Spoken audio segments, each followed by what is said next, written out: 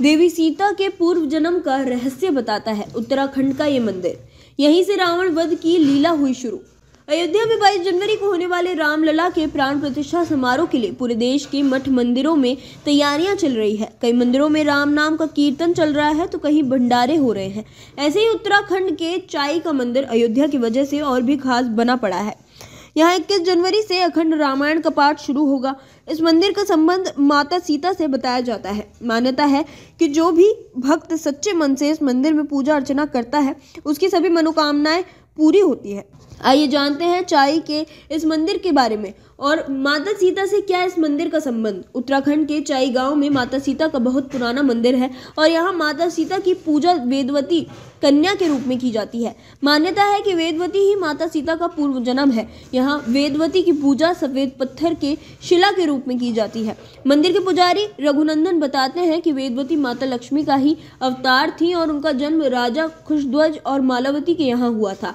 अपने जन्म के कुछ समय बाद ही वेदवती को वेदों का ज्ञान प्राप्त होना शुरू हो गया था, इसलिए इसका नाम वेदवती रखा गया। वेदवती भगवान विष्णु की परम भक्त थी और जैसे जैसे वेदवती की उम्र बढ़ती गई भगवान विष्णु के प्रति उनका प्रेम बढ़ता गया। वेदवती चाहती थी कि उनका विवाह भगवान विष्णु के साथ हो, इसके लिए उन्होंने हिमालय पर तपस्या शुरू की। एक दिन जब वेदवती ध्यान में लीन थी तब उधर से गुजरते हुए लंकापति रावण की नजर उन पर पड़ी। उनकी सुंदरता पर मोहित रावण ने वेदवती को जबरदस्ती अपने साथ ले जाना चाहा। पवित्रता को भंग करने की कोशिश करने पर वेदवती ने रावण को श्राप दिया कि एक दिन वह उसकी मृत्यु कारण बनेगी। बाद में स्वयं को रावण से बचाने के लिए वेदवती ने अग्नि में कूद पड़ी और खुद को भस्म कर लिया। वैसे एक मान्यता यह है कि वह रावण से खुद को बचाने के लिए पर्वत से कूद गई।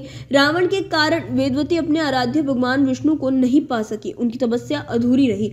वेदवती का शाप खाली न जाए इसलिए उन्होंने मिथिला नरेश राजा जनक के यहाँ जन्म लिया। इस तरह से फिर रामायण शुरू हुई और माता सीता के रूप में वह खुद रावण के विनाश का कारण बनी। चाई के लिए ये साल बहुत अच्छा रहा है क्योंकि इस बार गांव देवी देवता त्योहार के मौके पर बाहर निकले और पिछली बार की तरह जोशीमठ से बुरी खबरें नहीं आ रही थी।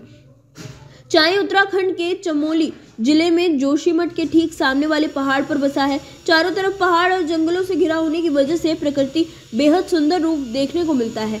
साथ ही यहाँ की स्वच्छ हवा और पानी मंत्र मुग्ध करता है। ये सीता मंदिर बद्रीनाथ मंदिर समिति के तहत आता है और इसी समिति के जरिए ही मंदिर में पुजारी रखे जाते हैं। रघुनंदन अपने नाम के साथ जो डिमरी टाइटल लगाते हैं वह दरअसल उनका पद भी है। यहाँ पुजारी को डिमरी कहा जाता है। रघुनंदन बताते हैं कि बद्रीनाथ धाम के मुख्य पुजारी को रावल कहा जाता है। उन्हीं रावल की सहायता के लिए केरल से और भी ब्राह्मण आए थे। तब आना जाना इतना आसान नहीं था तो वह ब्राह्मण कर्णप्रयाग के डिम्मर गांव में बस गए।